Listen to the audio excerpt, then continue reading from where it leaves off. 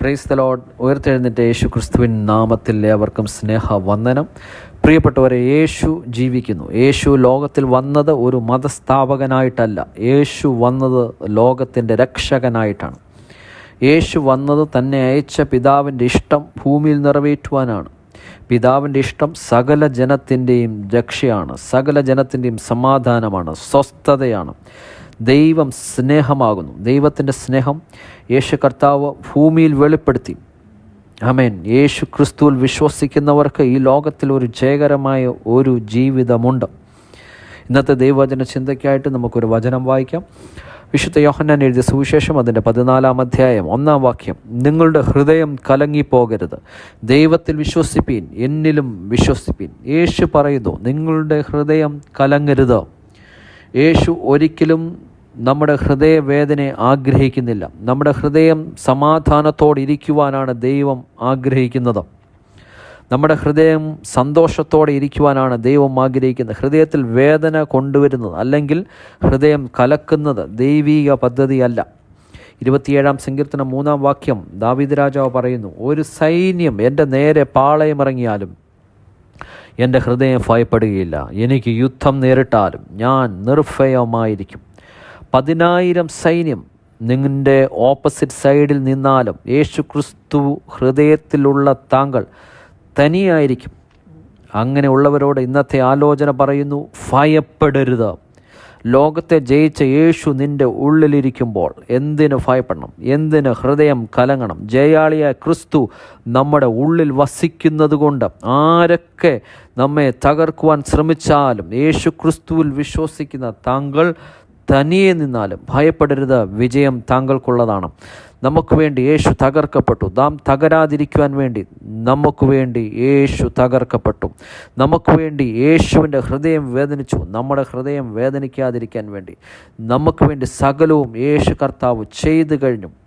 നമുക്ക് വേണ്ടി സകലതും ചെയ്ത് തീർത്ത യേശു ക്രിസ്തുവിൽ വിശ്വസിച്ച് കഴിഞ്ഞാൽ നാം ജയാളിയായി തീർന്നു. യെശയ്യാപ്രവാചന പുസ്തകം 41-ാം അധ്യായം 10-ാം വാക്യം പറയുന്നു, നീ ഭയപ്പെടേണ്ട, ഞാൻ നിന്നോട് കൂടെയുണ്ട്. ഭ്രമിച്ച് നോക്കേണ്ട, ഞാൻ നിൻ്റെ ദൈവമാകുന്നു. ഞാൻ നിന്നെ ശക്തീകരിക്കും, ഞാൻ നിന്നെ സഹായിക്കും. എൻ്റെ നീതിയുള്ള വലങ്കി കൊണ്ട് ഞാൻ നിന്നെ താങ്ങും. യോഹന്നാൻ്റെ സുവിശേഷം 14-ാം അധ്യായം 27-ാം വാക്യം ഇപ്രകാരം യേശു തൻ്റെ അവസാന നാളുകളിൽ യേശു ഇപ്രകാരം പറയുന്നു, ഞാൻ നിങ്ങൾക്ക് സമാധാനം തന്നേച്ചു പോകുന്നു. എൻ്റെ സമാധാനം ഞാൻ നിങ്ങൾക്ക് തരുന്നു. ലോകം തരുന്നത് പോലെ അല്ല ഞാൻ നിങ്ങൾക്ക് തരുന്നത്. നിങ്ങളുടെ ഹൃദയം കലങ്ങിപ്പോകരുത്, ഭ്രമിക്കുകയും അരുത്. യേശു പറയുന്നു, എൻ്റെ സമാധാനം ഞാൻ നിങ്ങൾക്ക് തരുന്നു. അത് ലോകം തരുന്നത് പോലെയല്ല. ലോകം സമാധാനം എടുത്തു കളയാൻ ശ്രമിക്കും, എന്നാൽ യേശു സമാധാനത്തെ തരുവാൻ വന്നതാണ്. ഇന്ന് ലോകത്തിലെ ചില വിഷയങ്ങൾ, പ്രതികൂലങ്ങൾ, കടഭാരം, ജപ്തി, രോഗം നിങ്ങളുടെ സമാധാനത്തെ എടുത്തു കളയുന്നെങ്കിൽ ഓർക്കുക, അത് ദൈവിക പദ്ധതിയല്ല. ഇന്ന് രോഗത്തെ ശാസിക്കുക, കടഭാരത്തെ യേശുവിൻ്റെ നാമത്തിൽ അത് മാറിപ്പോകട്ടെ എന്ന് പറയുക. ദൈവിക സമാധാനമാണ് ദൈവം ആഗ്രഹിക്കുന്നത്, തകർച്ചയല്ല ദൈവം ആഗ്രഹിക്കുന്നത്. ദൈവം ആഗ്രഹിക്കുന്ന ഉയർച്ചയാണ്. അവനിൽ വിശ്വസിക്കുന്നവരെ ഉയർത്തുവാൻ, സകല ജനത്തെയും ഉയർത്തുവാനാണ് യേശു വന്നത്. സകല ജനത്തെയും തകർക്കുവാനല്ല യേശു വന്നത്.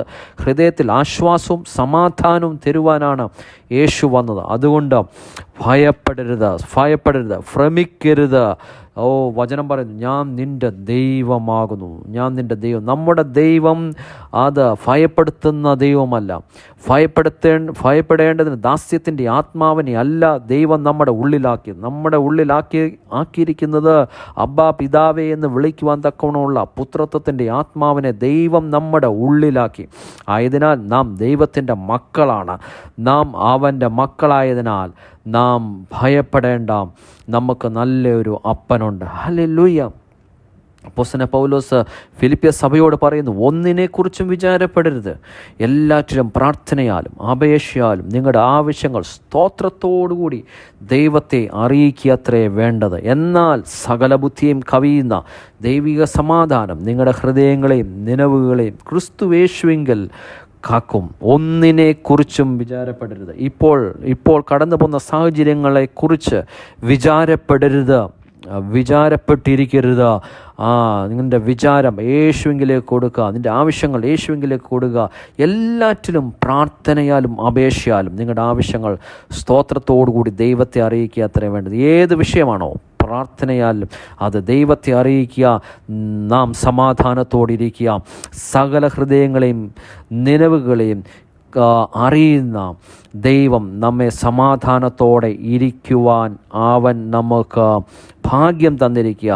ക്രിസ്തുവേശുവിൽ നമ്മെ സമാധാനത്തോടെ ഇരുത്തിയിരിക്കുക. ഒന്ന് ഏൽപ്പിച്ചു കൊടുക്കാമോ?